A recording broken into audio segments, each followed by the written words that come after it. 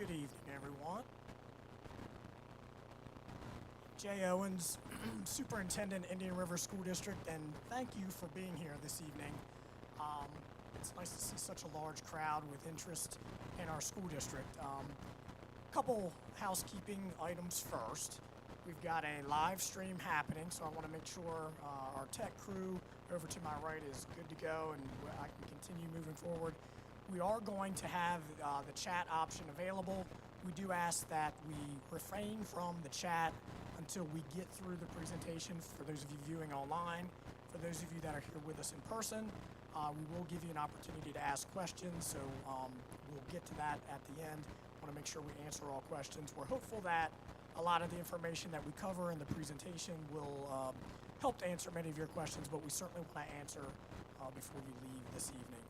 There are some flyers available, and again, we're here to help to inform you, and so you can inform others about the reason for the referendum. So how I like to start is to kind of frame up why we're here at this point in time in order to have a referendum. In Delaware, in order to generate additional revenue for a school system, you have to go out to a referendum. There's two types of referendums: a capital expense referendum and a current expense. This current referendum is current expense, and it's for operating costs, teacher retention, and recruitment. We have not been out to a referendum for current expense since 2017. So that's 8 years, and typically in Delaware, that process occurs around every 3 to 5 years. I'm going to get into that a little bit more, have some graphics to explain that process in a little bit.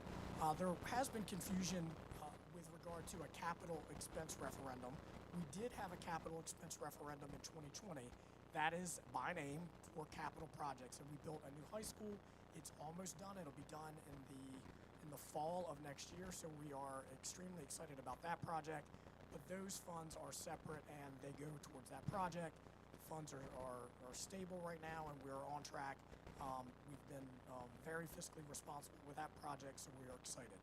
So I kind of just like to frame it up because that's that's a big question we get periodically through our presentations. All right, so I mentioned this, increased operating costs. Jay Owens, Superintendent. Yes. Sorry, I thought I said that, but yes. Okay. Recruitment and retention of staff is the other aspect of this. This is one question, but it's two parts. So it's both operating and recruitment and retention of staff. And as I mentioned before, IRSD has not gone out for a current expense referendum since 2017. All right, this slide's pretty important. It kind of shows why we're at this point, and this is a big part of this. Over the last 3 years, on average, our operating expenses have increased 7.4%. You see this in your everyday lives. You know things have escalated over the last several years. The school district is no different. 7.4%, and again, due to inflation, some unit growth as well. Our student units have remained the same over the last 3 years, but since 2015, we've grown by about 300 students. However, we generate units for teachers, and there's a formula that has changed over time, and although we've plateaued with students right now, the units that we generate for teachers has gone up. Over the last 3 years, at least 100 units for teachers. In comparison, our revenue increases have only been 3.5%. So as you can see, that gap is wide, and it will only continue to widen over a period of time, because as I said, the cycle for referendum is that we have to go out to the tax base to ask for increased revenues, and if we don't do that, we continue to deficit spend, and I'll show a graphic here in a few minutes. Why the ask for a teacher recruitment and retention? We want to remain competitive with our surrounding school districts with the salary package, and we just want to keep good teachers within our classrooms.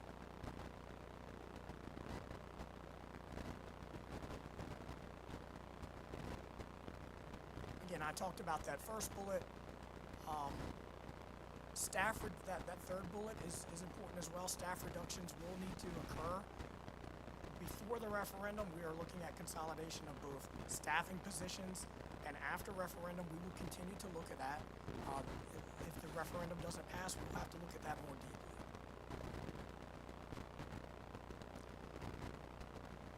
information in green there at the bottom is important. You heard me say since 2017, that's the length of time since that past current expense referendum.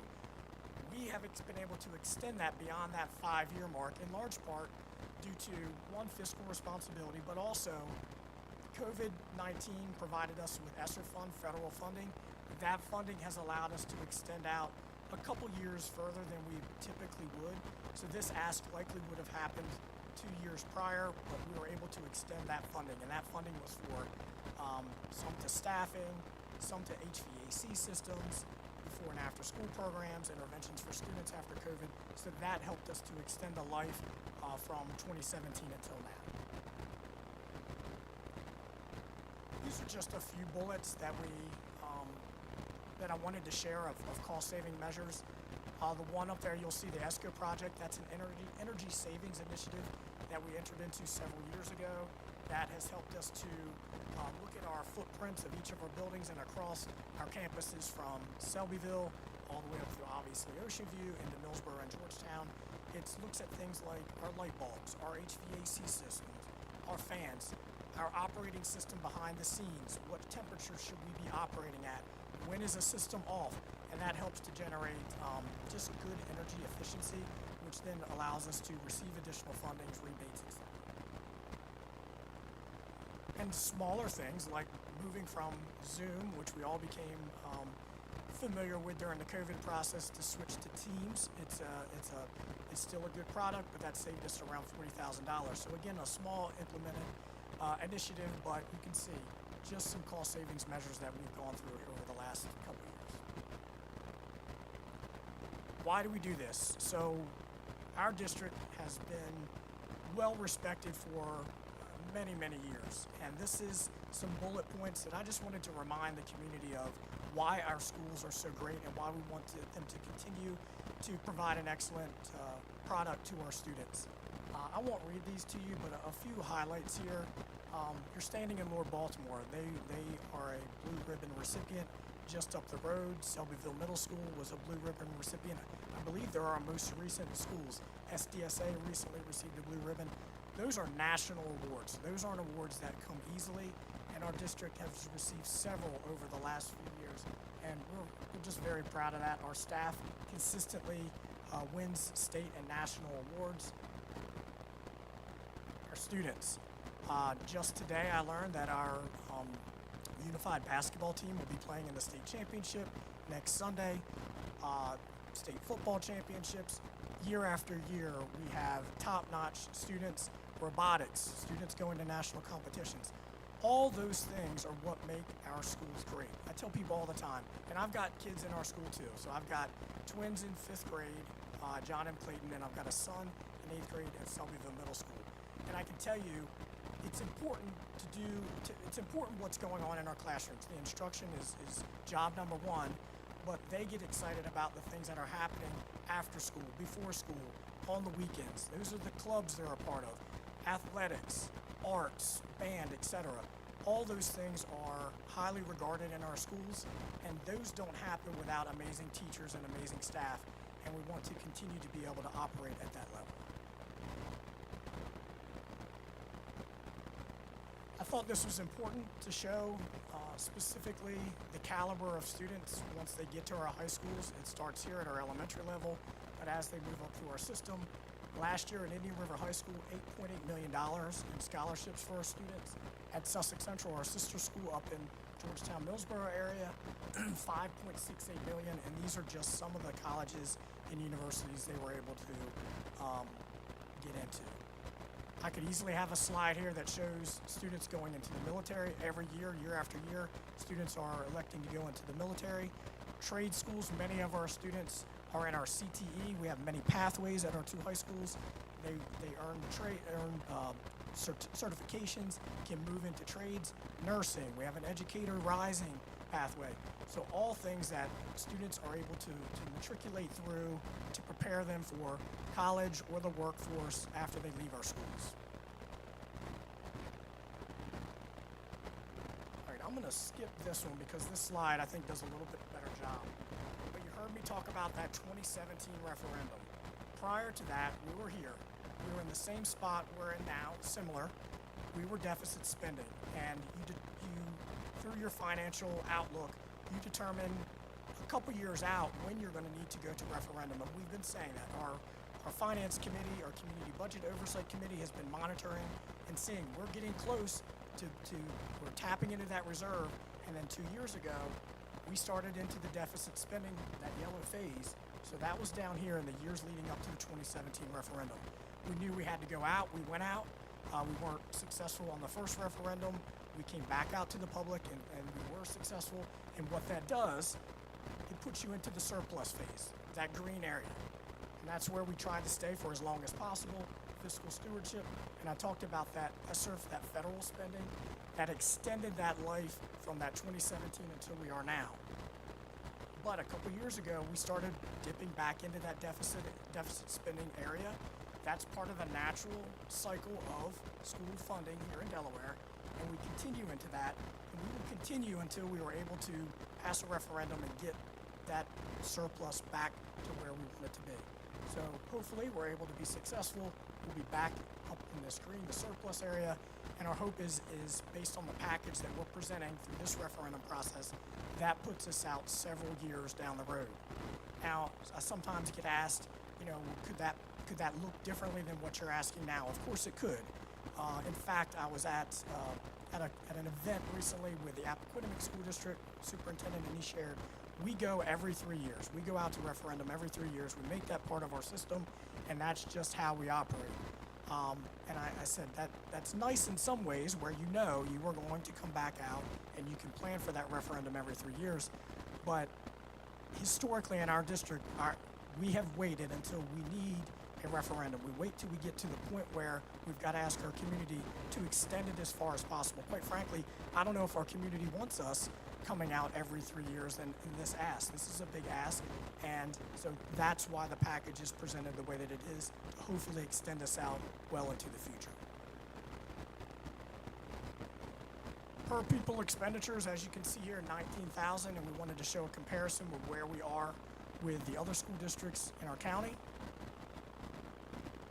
Our tax rate, you can see we're 3.23. We're at the bottom. I can tell you, if we're successful with this referendum, we will pull up probably right around here, closer to where Laurel is.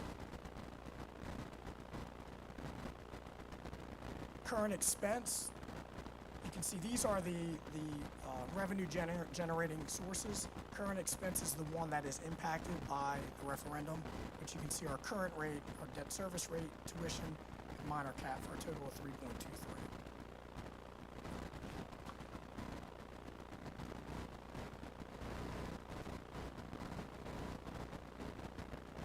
Question. You all know that we are in the middle of reassessment. How does that impact this referendum? Reassessment, you can put referendum on the shelf for a minute. Reassessment obviously is happening, and that tax rate is going to be adjusted according to the reassessment. But we as a school district can only collect the funds that we are allocated to collect. And I'm going to show some examples here in a couple minutes and give you some home examples as well. But if you have specific tax questions, you can certainly email our hotline or call our hotline, and we will help you as best we can. But this website will be helpful.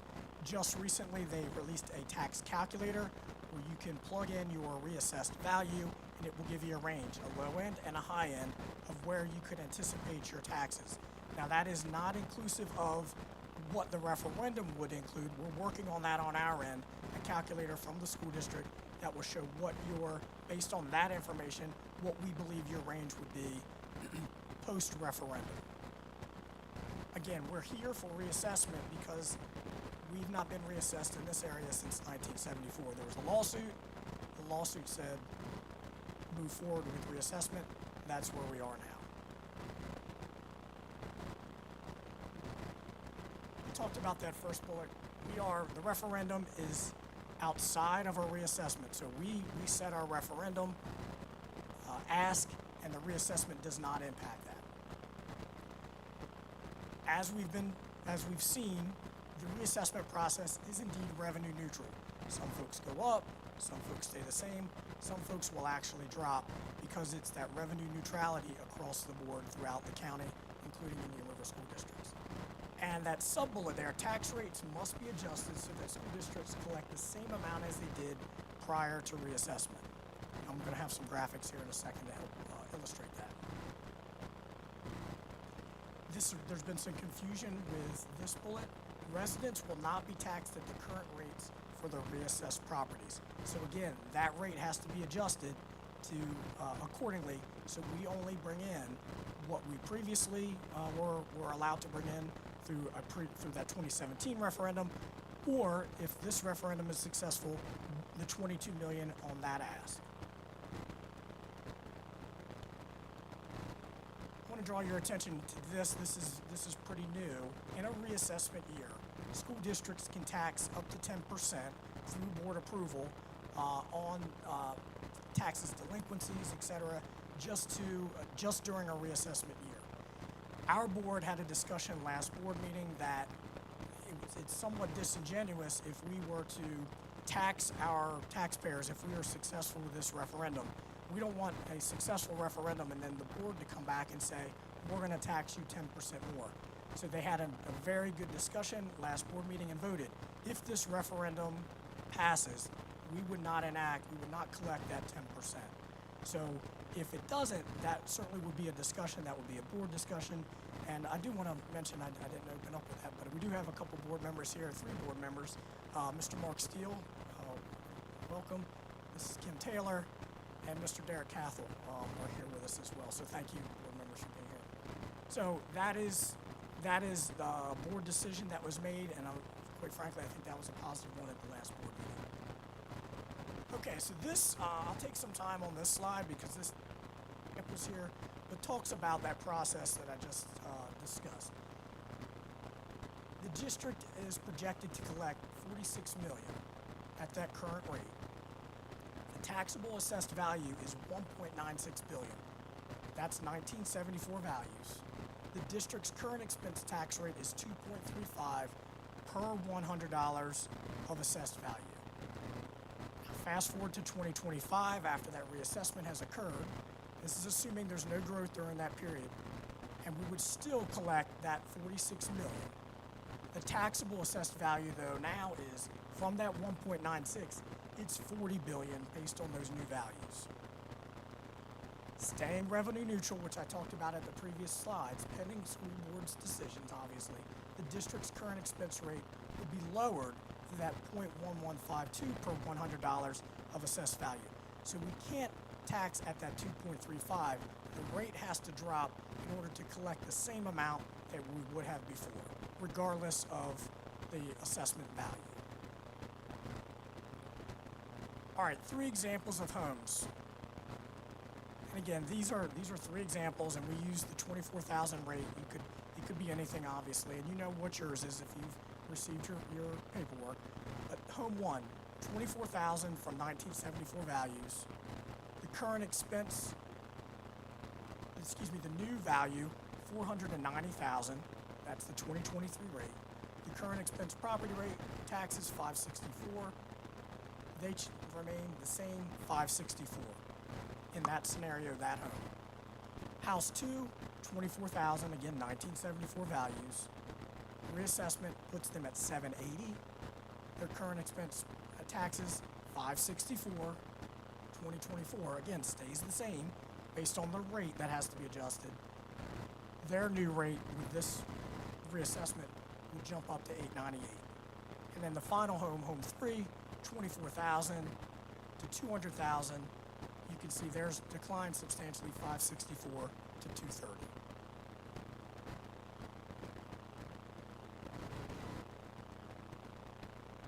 Both scenarios, 24 and 25, you can see based on that rate adjustment, we can only collect what we are entitled to collect.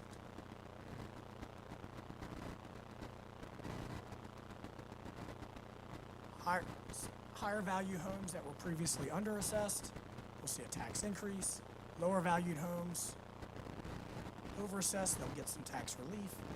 And reassessment helps to distribute that tax burden more equally.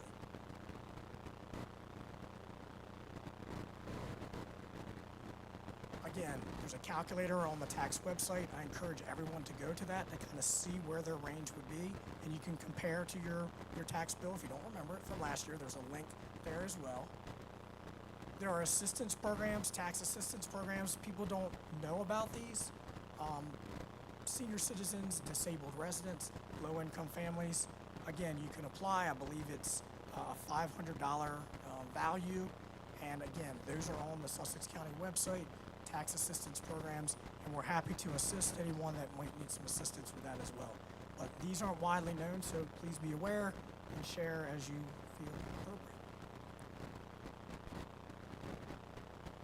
All right, obviously we need to consider if this doesn't pass, what happens. Again, obviously programmatic decisions need to be made.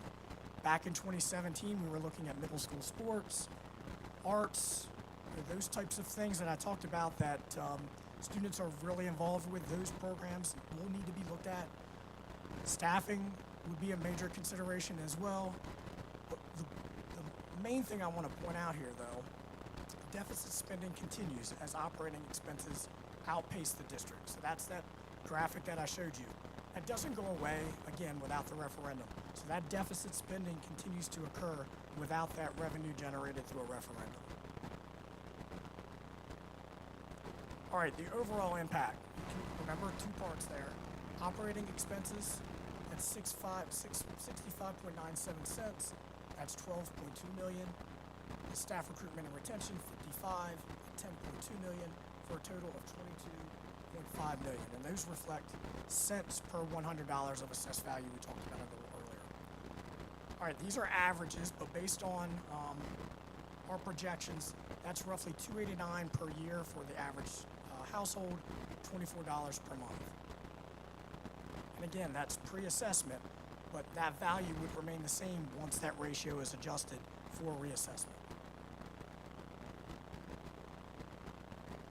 All right, polling places. This location, this school is one, but you do not have to vote where you live. You can vote in any of these polling places. Again, March 20th, 7 a.m. to 8 p.m. Voter registration is not required. 18 years old, a resident, you must show proof of residency.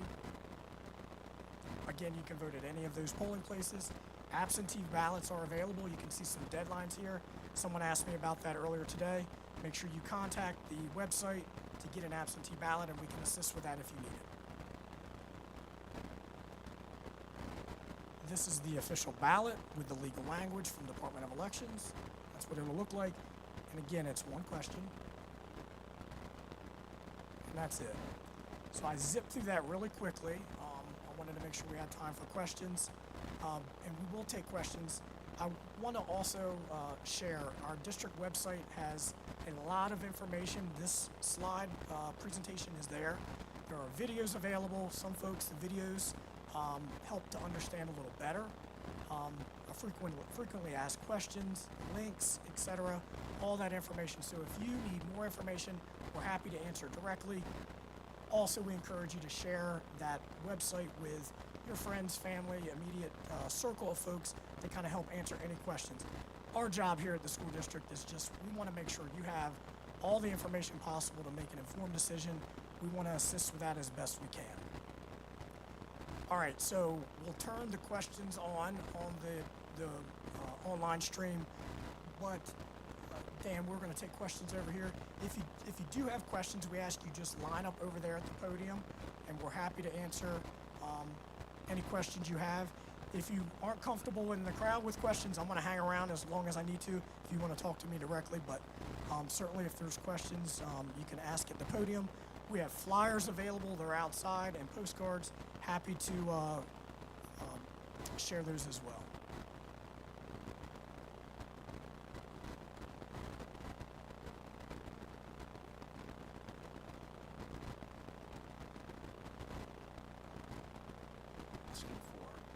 What's the current amount that's being raised today? And what percentage increase does that $1.21 equal? So the $1.21 is for the referendum, and that would generate the $22.5 million. So that rate would be adjusted after reassessment to still generate the $22.5 million. Okay, so so the $1.21 increase, so what is the current basis today of the tax rate? So what is the current operating or the current budget that we get, that we're charged per $100 of assessed value? Not sure I'm understanding your argument. So right now, you're asking for $1.21 more per assessed value, correct? Yes. Okay, so what am I paying today for the school district tax? The total tax. But what is it per $100 of assessed value? What I'm trying to find is, what is the percent increase that you're asking for over what I'm paying today? Yes. Yes, I believe it's 323 is the previous rate. Yes. So we're asking for a 30% increase. Yes. Okay, that's pretty aggressive. The other question I had is, and I'll ask what are the current school performance standards, and how are we going to improve those? Because I've seen numbers that don't look very favorable, and just wanted to get the perspective here so we can share with the rest of the group. Right, so there's several measures that are out. There are SAT scores, there are Smarter Balance scores, which is for our 3rd and 8th grade students, our younger students. There are NAEP scores, there's also PSAT, there's also college and career readiness, so it all depends on the metrics you're looking at. Scores have dipped since COVID, and personally being in the district for 25 years, I always want us to be in the top tier, top 3 if we can be every year. So we are with depending on the metrics that you're using, elementary schools, we're above state average in most areas, which again, I want us to be much higher than that. SAT, Indian River High School, I believe they were in the top tier with all high schools. So again, it's depending on which metrics you're using, but it's important for us to be highly academic in nature all the time. Thank you. Hi, Jay. Thanks again. Good evening. You mentioned some great universities and colleges there. I'd be curious, what percentage of our graduating class actually go to a 4-year university? So I have that. It's around 40% or so, 40-50%. 40 to 50. So similar to the 35% math proficiency. So about the same percentage that end up going to college. There are also students that go to trade schools, go into the military. Just trying to Yes. understand. You mentioned a great list of universities. I just want to make sure we understand what percentage of our students actually go there. And then second, I noticed you mentioned attracting teachers, paying the teachers some things, which is the most important part of this, and how much is going into the classroom, which you're trying to figure out. Do you set teacher salaries? So there's a metrics that gives the base salary for teachers. That's across the board. And then each individual district has salary scales that are included in that as well. So you would raise the scales so you could track better teachers if you get this referendum, is what you're saying? So I do have our HR director here if she wants to help out at that cycle so she can Because I answer thought for it. those salaries are pretty much set statewide with union contracts and things like that.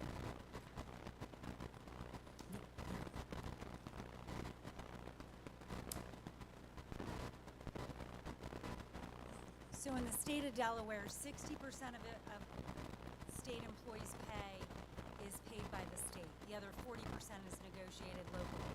So every school district negotiates its local portion. So that's the portion that we have control over as a district, and then the state portion is set statewide.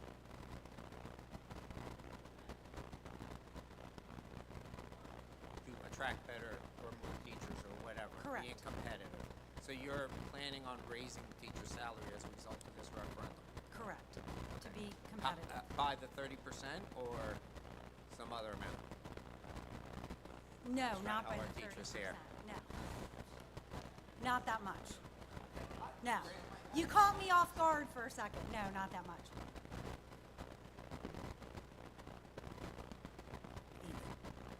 I can, yes. Can I ask you to please go back to the colorful graph that you had? I'd like to, I'm not sure I understand the little triangle that says deficit. Is that a deficit against your budget, or is that a deficit against all the cash you have available to pay the bills? Mark, I don't know if you can help out with that. That's we build up that surplus. Back in 2017, we were about a surplus of 13 million or so, and And when you start deficit spending, you're tapping into all your current expense, your revenue in that area. Okay, so have you drawn down that reserve to zero? We have not. Okay, so you still have money in that reserve? Yes, there's some reserve, yes. Okay. Does the, how far into the future do you see that reserve lasting? Mr. Steele?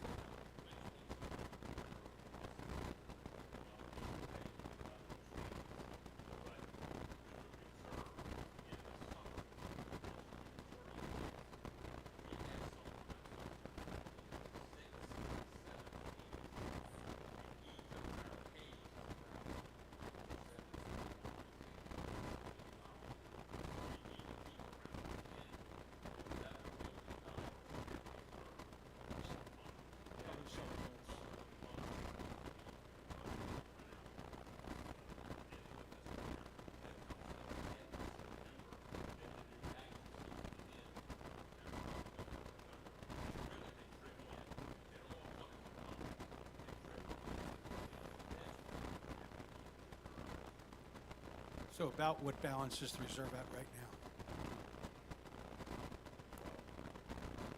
I'd have to, we'll get that answer in just a second. We're gonna message the finance director. She wasn't able to make it here this night, but we'll Thank get you. that. You're welcome.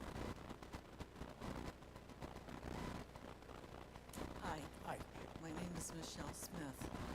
I'm a real estate agent, so this is very important to me because I have to convey this information to my clients. Thank you. A lot of them are concerned that Delaware taxes are going to go up because of the assessment, and we all know now how things are balanced out. So today I tried to figure this out for my own homes. I own 2 homes locally. And with the formulas that you all put out there, it's very difficult for us to figure this out because the new assessments are already in the property search website. So it's very difficult. I could not figure out, I had to call today to talk to somebody to figure out what is the number that it's based on because I can no longer see the old assessed value. All I can see is the current, the new one. So that 1.2105, whatever it was, against the assessed value at 100, per $100, it's almost impossible to figure out without knowing what your old assessed value is. So what would be the new factor? What would be the accurate factor to apply it against the new values that are in the system? So we're working on that. We have a calculator that we believe, based on the numbers and the data we have, that we can apply to the current rate to tell you what that new one would be. But again, that's why this is difficult because everybody's different and the reassessment aligns with the reassessment aligns with the referendum. So we want to be able to give that to you, and I believe hopefully this week we'll have a calculator on our own website that we can publish that you can plug in your numbers and it will spit out that value for you. It might be a good idea to put something out there to that effect because I had people calling me today telling me that their bills looked like they were going to go up like $10,000 to $12,000 a year, and I had to talk them off the ledge. So we just don't have any idea. We didn't know that the assessed values were already plugged in. Not maybe a week or 2 ago, it was still the old values. So. Yeah, as I opened with, I would also encourage them to go to our website or watch the videos if that's something they can do. I think that will help to explain it because it is a difficult and confusing process. Thank you. Welcome. Yes, could you repeat the average cost per student to educate for the year, please?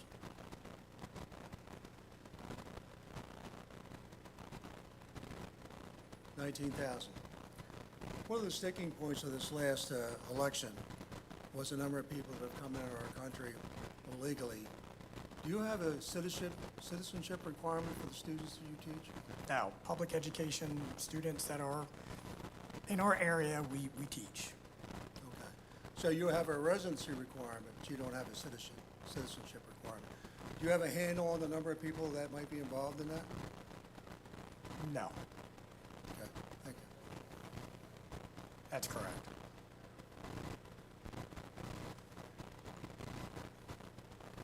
How you doing? I don't have any questions, but I do have a statement to make. If you don't mind. I used to work here. I ran a mentoring program, and all of you that took the time to come here, thank you very much. The teachers that are here, God bless you. Great job. Great job.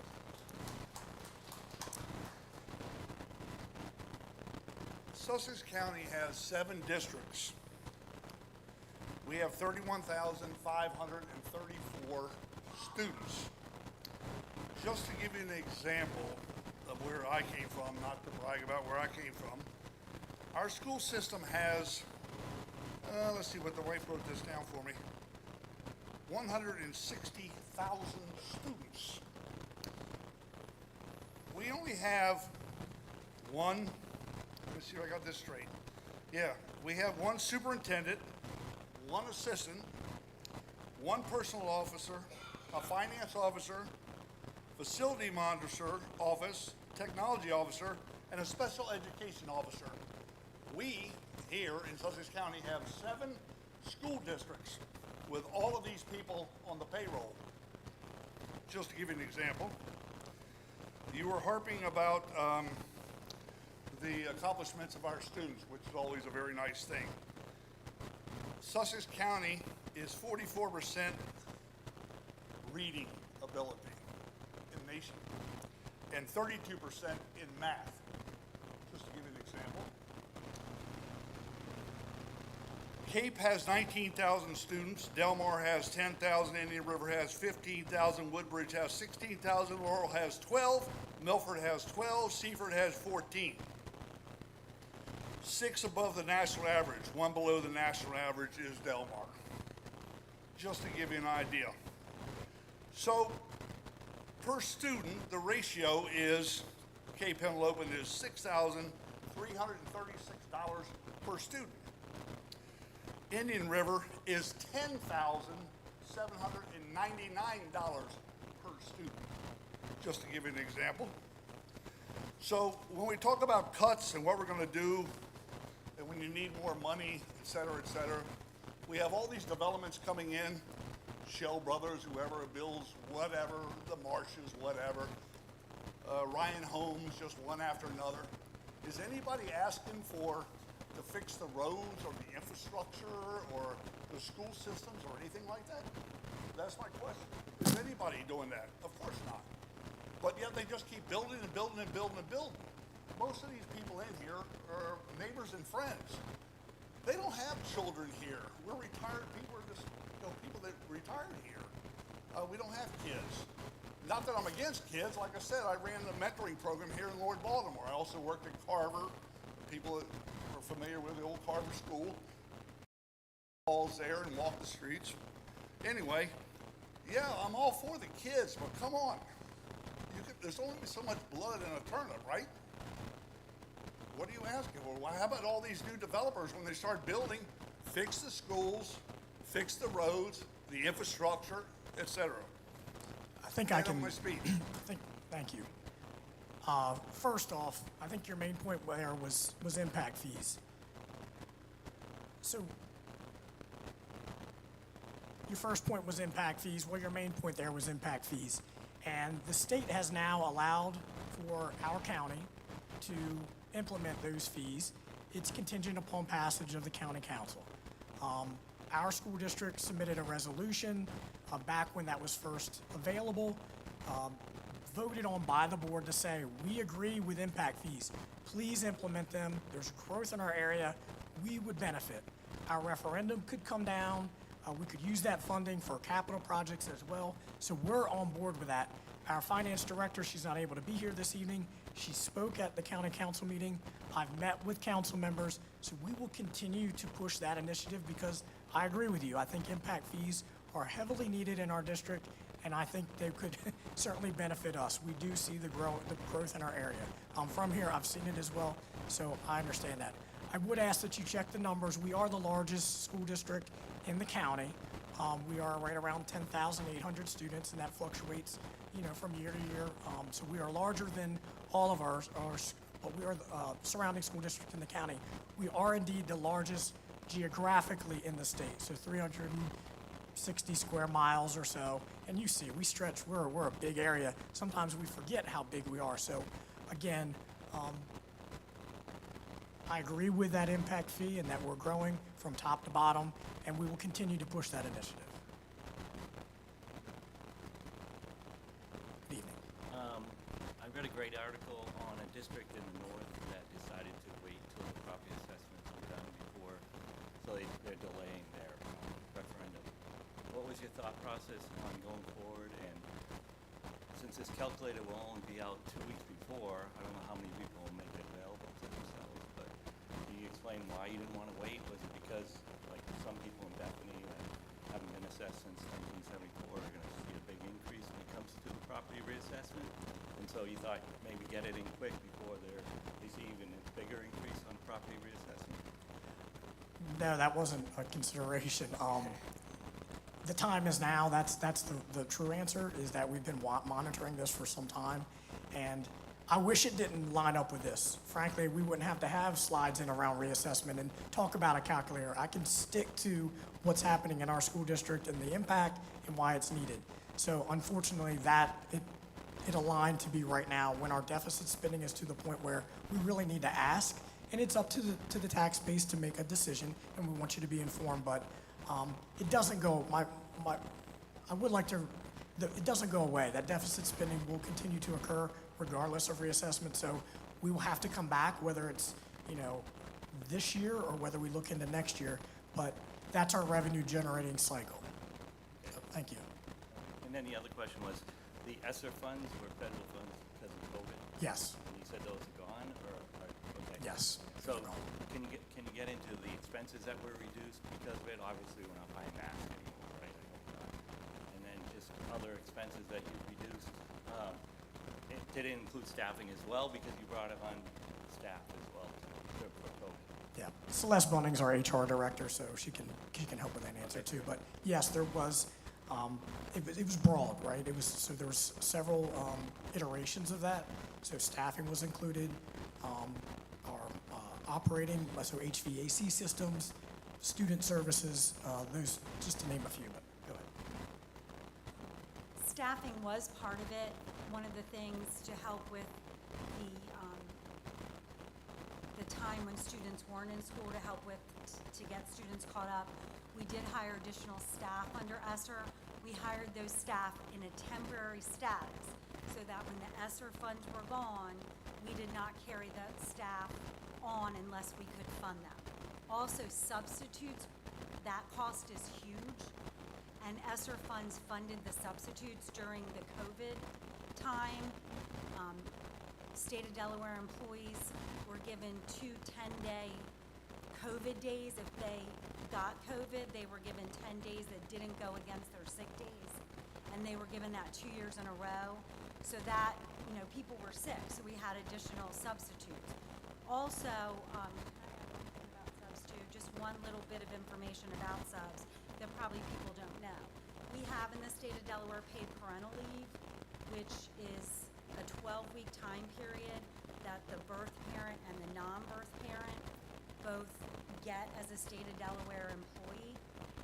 And the state of Delaware funds classroom teachers only for this paid parental leave. All other employees in the district has to fund those substitute costs 100% locally. So there are a lot of substitute costs that we have to fund locally that are state mandates that we have to fulfill. That's separate from the ESSER and from COVID, but that also ties into it as well. And then, so you mentioned the staff that was brought on because of COVID. If you don't get the funding, then they will have to be let go. Well, they were already hired on a temporary basis, so some of them were let go after the ESSER funds expired, and we couldn't carry them on. As of September of this year, they were gone. Oh, okay. They were gone. I was wondering when those funds Yep, were. so those staff members were either released because they were hired on a temporary status, or if they were funded through a different grant or a different way to fund them, then some of them were kept on a temporary status, but every year they're released because we don't know from year to year if we'll have the funding. Okay, thank you. You're welcome. Hello, my name is Dennis Peterson. I live here in Millville, and Yes, I have a 10-year-old that goes to school here. I'm for the referendum. I would be if she was here or if she wasn't here. I'd like to know, though, how big is your budget? I mean, do you have 19,000 per child times 11,000 children? Can we get the actual, can you message Mrs. Smith to get the actual budget? Over $200 million? Okay. As far as the referendum, maybe I looked at it wrong completely up on the screen. Right now, we're running on a deficit. Yes. When the referendum goes through, is this going to be to back pay the deficit, or is it going to be for going forward? Both. So we'll take care of that deficit and we'll put us into that surplus, hopefully for many years to come. But it's not going to put us into the surplus that much, is it? Well, time shall tell, depending on what happens. You know, you're at the mercy of what's happening around you in terms of what's depleting your resources. But typically speaking, it's every 3 to 5 years. Yeah. And we've been on that cycle, and this one we were able to stretch that 8. So I'm hoping at least 5 and hopefully further. Yeah, this gentleman right here, he was right. We're the only county that builders do not contribute. But this isn't something that's on you. This is on the politicians in this county. You know, and it's something that's just not right. I'm obviously not from Delaware originally. I've never seen it when the builders did not contribute. Roads, ambulance, fire department, playgrounds, and they do none of that here. But they keep on building. And I know that a lot of the building, you don't have children that are going to school. Probably 75, 80% of the houses that they're building right now, there is not a school-age child. So you should be able to get some money off of something like that. My only other question is, you said even if this referendum goes through, there is going to be layoffs of some type. Can you go any further into what kind of layoffs there's going to be? I mean, in categories. Are you talking about just janitors, teachers? You're still going to have a certain amount of teachers because there's got to be a number of students that go in the classroom. So who do you lay off? We're looking across the board at that impact. Certainly, we would not want to disrupt classroom instruction right now. Our classroom sizes are good, and you know, when you're laying folks off, teachers, when you're laying them off, class sizes go up. So we would hope to not impact that greatly, but you know, I can't say specifically who wouldn't be looked at. We would look across the board. I mean, are you looking at programs like art, music, gym, We are. which is stuff that I'll gladly pay attention to. You know, it's ridiculous. We had it when we were kids. If you don't have a music class, you don't have musicians. If you don't have athletics, you're gonna have kids running around the street. It's not gonna work this country. Correct. Just to add, the budget is $239.5 million, and our reserve is currently at 6%, and it is predicted to be at 5% on 6/30/2025. I think that was a previous question. Is that before the teachers' payments? Do you have summer pay in here? We do for So extended that's year not services. included in that either, is it? I don't believe it would be because that would come after. Because after that, so basically you get wiped out. All right, thank you very much. Thank you.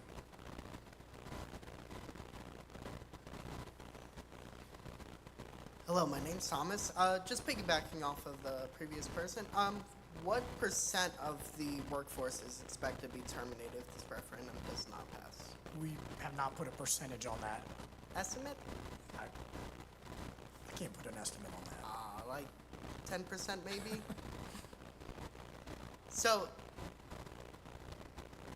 we are looking at significant cuts. It says it in the paper.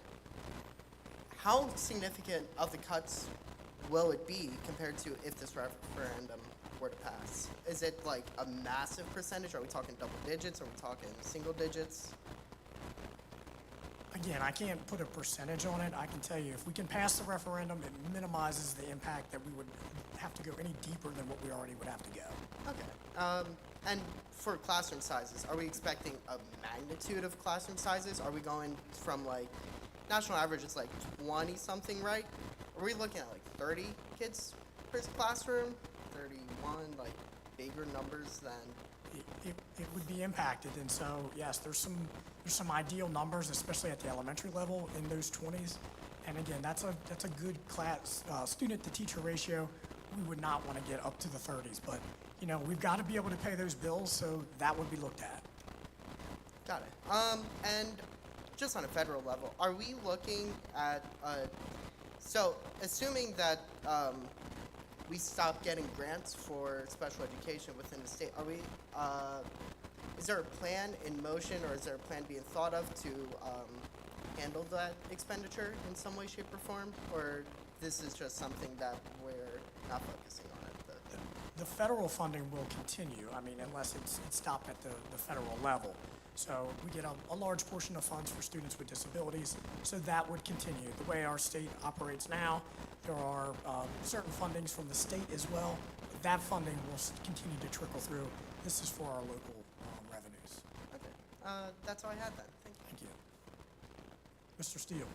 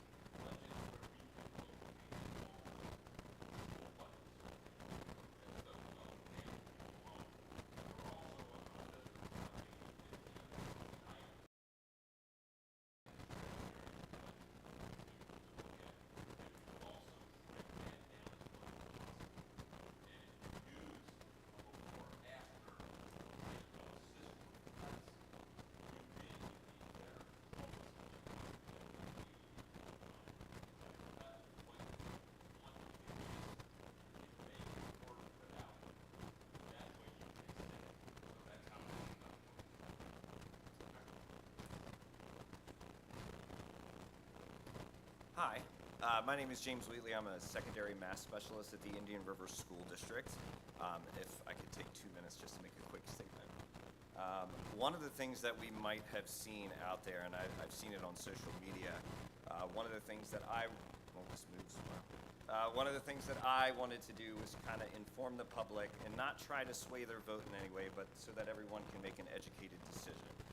If you saw, we put out 3 instructional videos that I did on my own time to try to educate everybody on reassessments, how school funding works, etc. One of the big things, and a great question from the community, is that, hey, in Delaware right now, we're ranked 43rd, or another study said we're ranked 46th in math. How do we get to that area, and why should I fund something that is performing in that way? Just to give you a little insight into Delaware over the last 3 to 4 years, okay?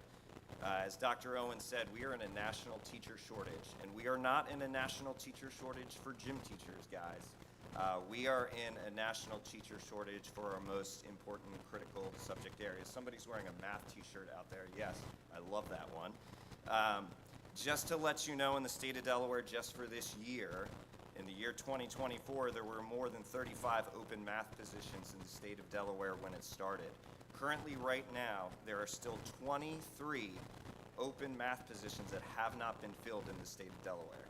That is 2,760 kids that have rotating subs, they're being taught by a computer, or they're just not having a certified math individual in that room.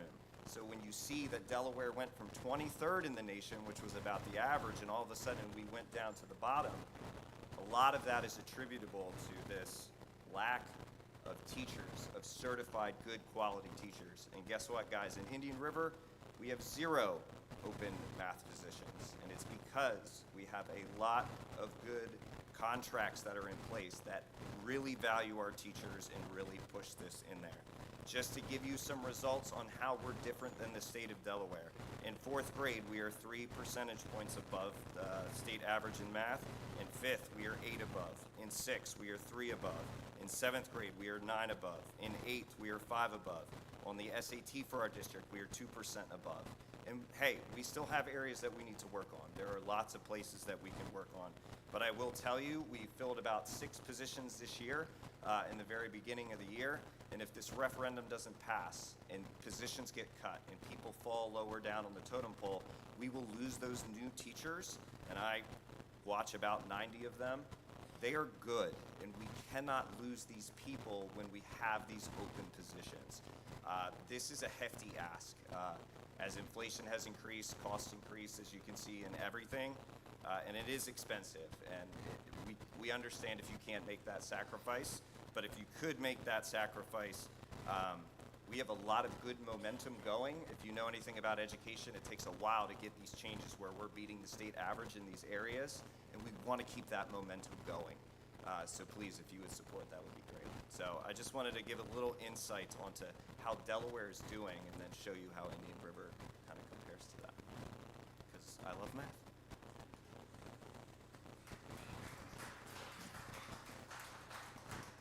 It's gonna be really hard to follow him. I just have a couple questions. Can you go back to the slide where you show what the average cost to the household will be? The average, yes, that one. Sorry. So you're basing that on a $23,000 assessment. That's Correct. not anybody's assessment today. So have you done a cost assessment of what it would be to what, something more reasonable? Nobody's property is $23,000 these days. So Right, so with that, with the reassessment, the rate will adjust. We believe that per year, per month, will be roughly the same.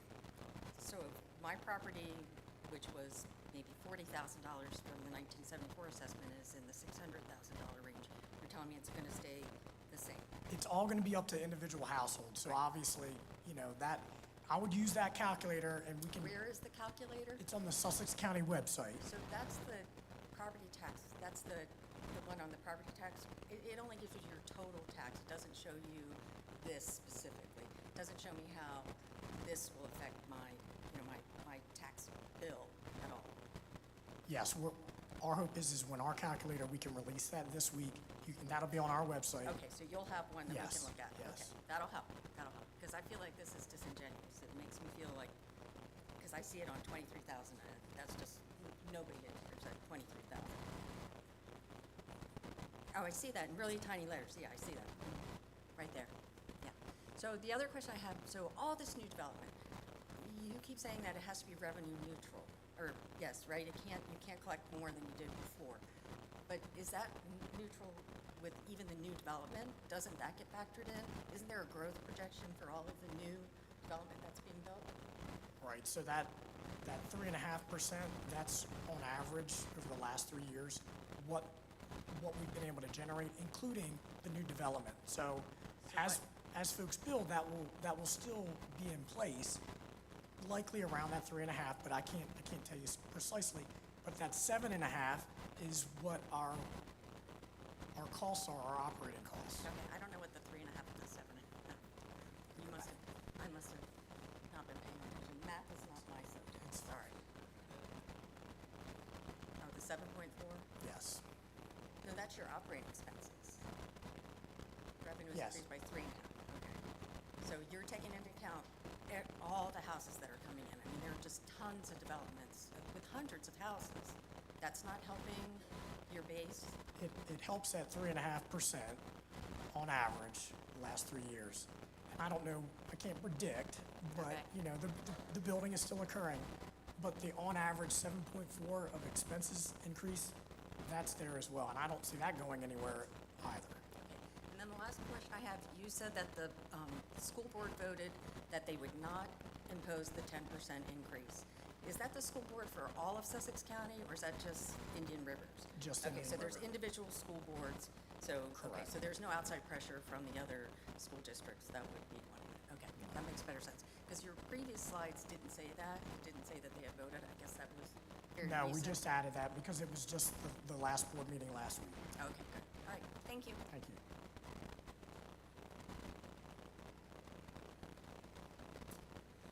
So from what I understand, most public schools are funded by sales tax, by which the state of Delaware does not have. Property taxes, by which Delaware comparatively has very low. And third is federal funding. But with the impending abolishment of the Department of Education, we're going to lose all those funds that are allotted for the Title I schools. And many of the schools in our district are deemed Title I schools. So we're going to face a drastic cut with dire results that are going to affect our most fragile student population. What are we going to do if the referendum doesn't pass and there's the abolishment of the Department of Education? How are we going to climb out of this deep, dark hole? Because I've heard one refuse to look any student in the face and tell them that they don't deserve a couple extra tax dollars for public education. Right, so as Mr. Steele said, you look at what you need, what you want, and all those decisions are tough ones in terms of how to climb out of that hole.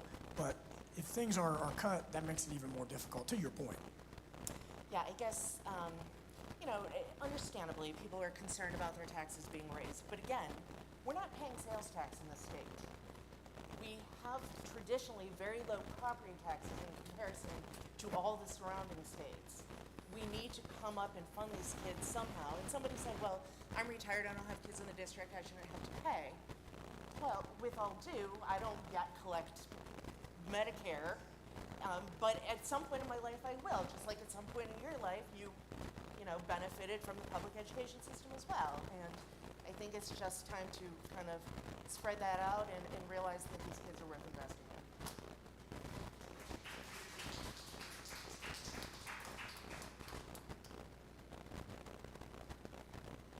I'm back.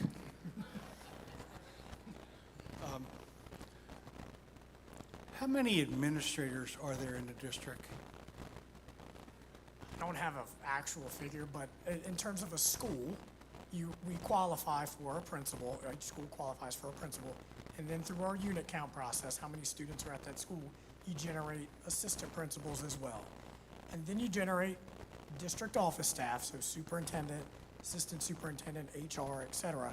I can tell you that we cash in district office administrators each year. So we cash in one of our assistant superintendents, we qualify for 2.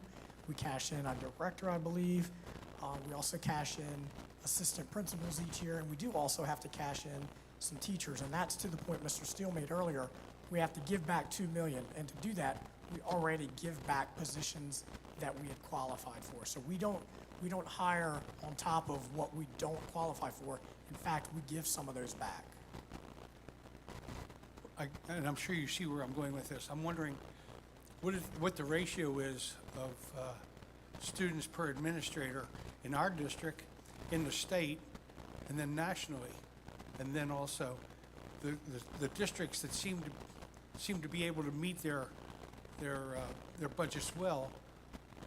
How many do they have?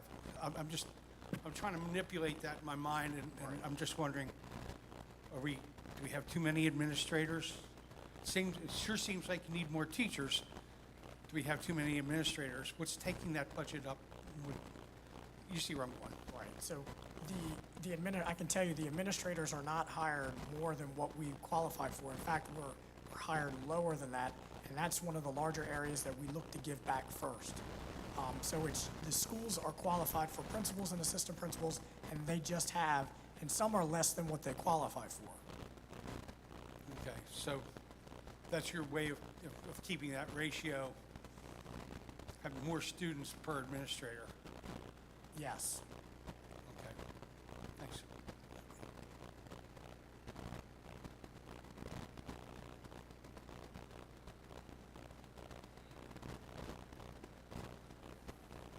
I would like to just either validate or dispel a rumor. The school district just announced that you're going to add 22 minutes onto the school day for every child in the district to make up for the snow days. You've given up in-school service days or whatever those things and counted, and that's for the rest of the year. The addition on all the days, correct? What I've heard is that's because Indian River District does not have enough laptops for everybody in the district. So the kids couldn't do work from home. If you're an adult, you work from home. Is that correct or is that not? Because if it's correct, then I think we at least need to fund to make sure that all of our kids have the same thing all the other districts have. We do have laptops for each student. At the high school level, they're fine. Middle school, they do go home with them each day. They do not at the elementary school, so they remain in-house, kind of so we can kind of keep a close eye on them. But we do need to look at our budgets to try to continue to recoup. Obviously, that's a process that needs to be recouped annually. But to your question, we have, and I think I can answer it here, we have 5 built-in snow days in our calendar. So obviously with the winter we had this year, we went over that. And so that is the reason for the extra 20 minutes. It'll start a month from now, and it will help us to primarily get more instructional time over the course of the next couple months to help to recoup some of that learning loss. But 5 built-in days was already there. We'd already added minutes to what we would previously have. So those 20 minutes allow us to recoup a couple of those days, and then it actually, if we have another storm, builds in a little bit of wiggle room for that as well. Are the other districts doing the same thing? They're, not that I'm aware of, no additional minutes. So how are they making up their, I don't need to know that, but I'm just curious why one district has to do this to make up the time and the other, it seems to be the only one in Sussex County that's doing it. We've done this in the past, and Okay. it's been successful for us to recover time. So I can tell you I that. trust you. Okay, yeah. So thank you.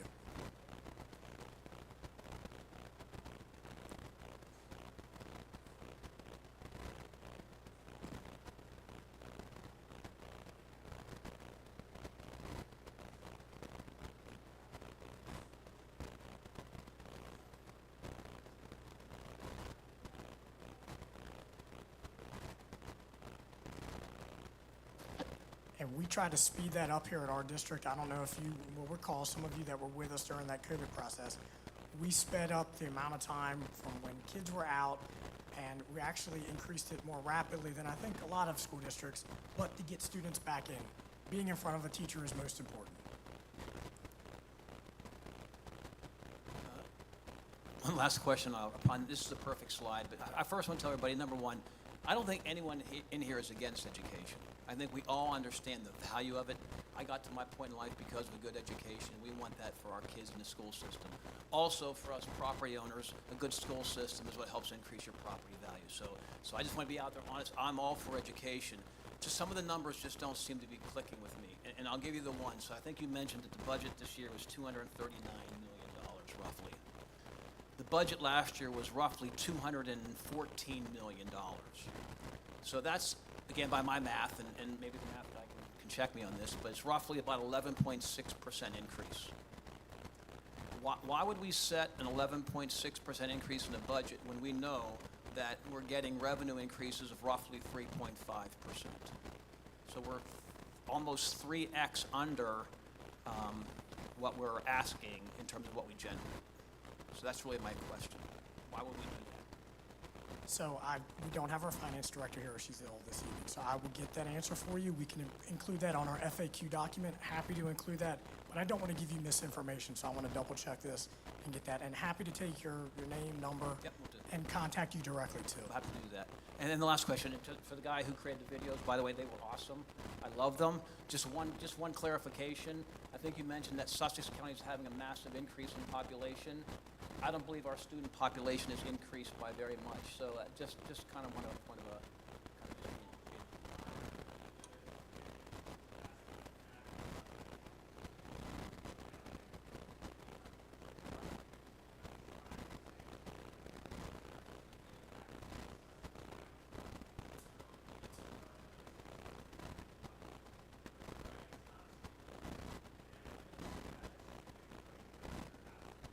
But they're very helpful, and I will say this, Sussex County needs to get an impact fee.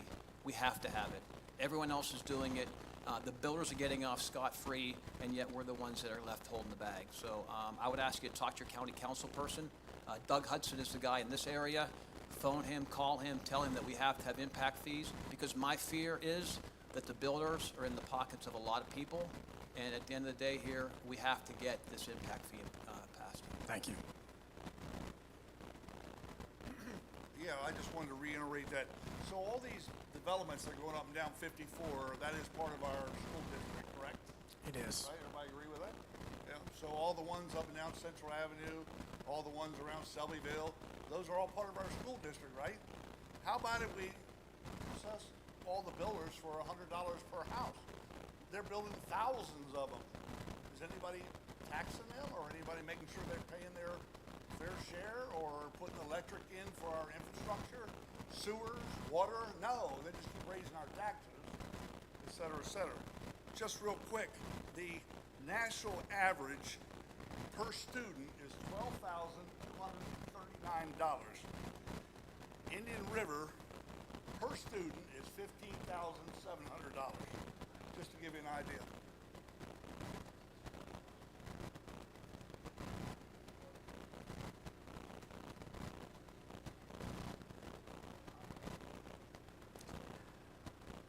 All right, so we did promise to respond. I'm assuming there, our tech team over to my right, I'm assuming that there's some overlap with some of the questions, but are there any new questions there that we may have not answered that we can answer? All of them. Yes, I believe we've covered all of them. The only question that came up, I believe we answered it, was how will we determine reductions? And again, we'll preserve classroom positions. We'll look at some of those auxiliary positions, district office positions, to make those decisions, because we know that the class size matters and we need to have those classroom teachers in place. I believe everything else has been answered. Thank you. Yes.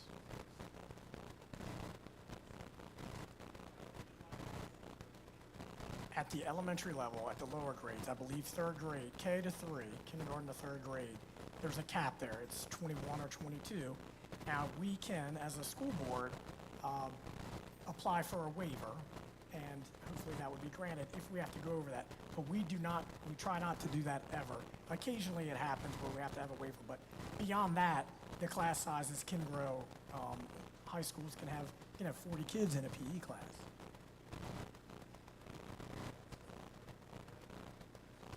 They're larger than elementary.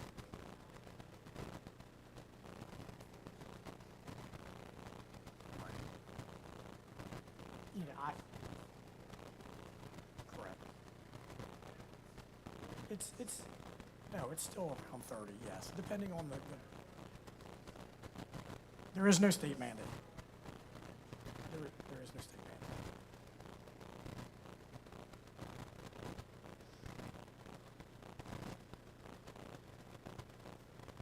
I want to thank you for being here. I started with, we appreciate this amount of folks here and those online, joining us online, for your interest in our district. Hopefully you are more informed today than you were an hour or so, hour and 14 minutes ago. If you have additional questions, I'll stick around. We do have some additional public meetings if you want to participate in those. We're happy to come out to communities to present between now and the 20th. And again, our website is a wealth of knowledge. We do have a hotline you can call if you have some burning questions. Please get in touch with us. We just want you to be informed on the 20th. Mr. Steele.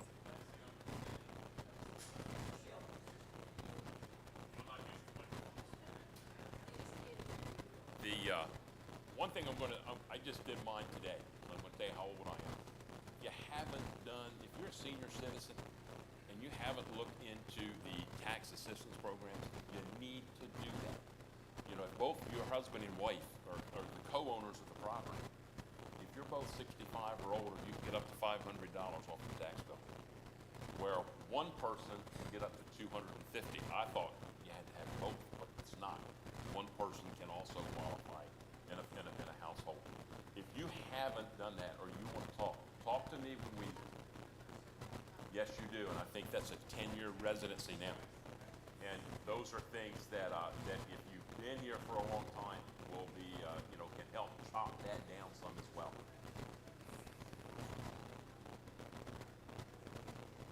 That's correct. 65 and 10. Yeah.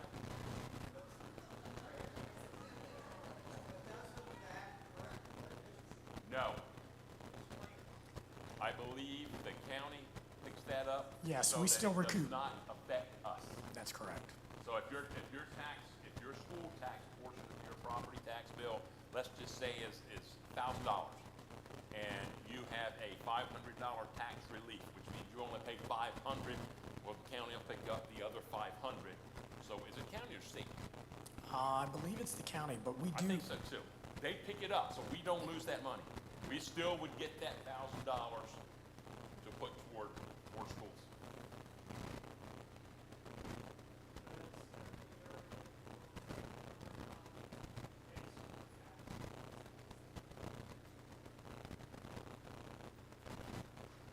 Your question was, if it's a property in our district, yes, they would, yes.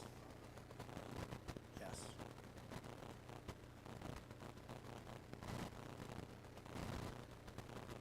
If you could, if you don't mind, so we can hear online as well, if you could use the microphone. Thank you. So part-timers, we have a lot of, like 60% of our, in our development, part-timers. Okay. They're residents in another state, they don't get the vote, correct? Primary residence, if it's your primary residence, Right. you can absentee ballot. Yeah, if none you're of not them here. are. Yeah, okay. They're all residents in other towns, Okay. other states. Okay. Primary residence.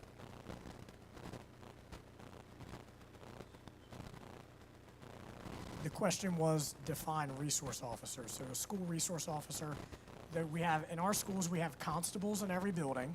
So that's not the resource officer. We have resource officers in our high schools and in our middle schools. And in this school, Ocean View supplies a school resource officer here for this elementary school. Excuse me? School safety, yes. Some of them are able, no, some of them are able to do programmatic as well. I know our Ocean View officer here does some programmatic options through various like gun safety programs, or I believe they do the bike rodeo, so there's some programming that they do here. Officer Bradshaw is here with us, so you can learn a little bit more about what he does here if you like. Yes, we have, through a previous referendum, we had some pennies that went towards that $100 of assessed value for school safety, so that helps to fund our constables and our school resource officers. The state also now provides some funding for that as well, so we allocate that towards camera systems, radios, all things related to school safety.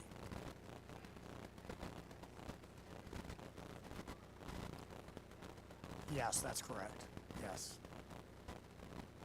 Can we go back to the resident question on voting? How is that going to be verified at the polls, that the person is an actual resident? Because my understanding, there's no verification process when people show up at the polls.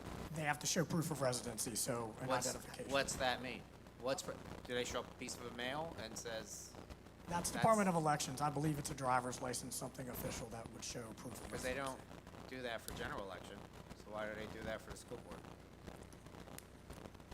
That's Department of Elections. I can't Okay. talk about Just their wanted to be verification. clear, because people Yeah. are asking about that, and like, there's no verification process from the Department of Elections.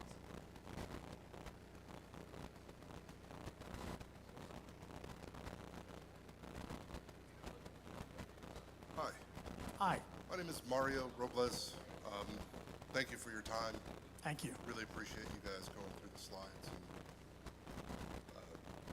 I just had a couple clarifying questions, if I may, and I apologize. Don't want to make it run past.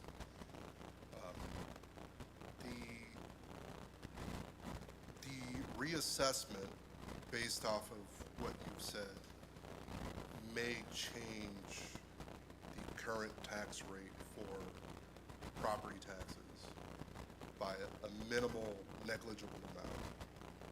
That means that some people may pay more, some people may pay less. But essentially, it's going to even out. The district isn't getting any additional funds from that property tax. Correct. Okay. So then, this additional 22 million that you guys are asking for, that's separate from this, from the reassessment of the new property taxes. That's correct. Okay. And that 22 million, whatever that difference is in how much more you're getting or how much less you're getting from individuals after the reassessment of property tax, you guys are going to work out that particular amount in the total. So whatever it is, you're still getting the additional 22 million. That's correct. Okay. And that may look like, depending on the individual household, anywhere between $200 to $600 It could. a year. Correct. A year. Okay. All right. Thank you. Thank you.